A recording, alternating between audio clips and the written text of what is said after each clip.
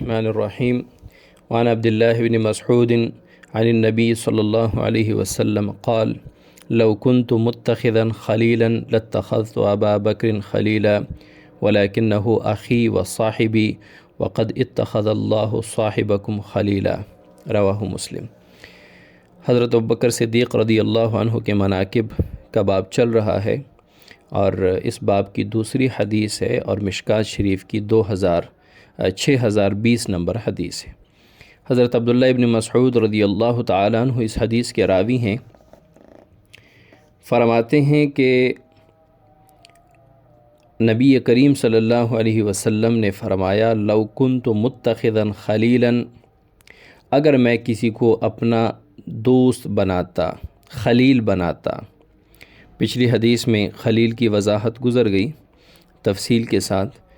لو کنت متخذا خلیلا، اگر میں کسی کو اپنا خلیل بناتا، لاتخذت ابا بکر خلیلا، تو میں ابو بکر رضی اللہ عنہ کو اپنا خلیل بناتا۔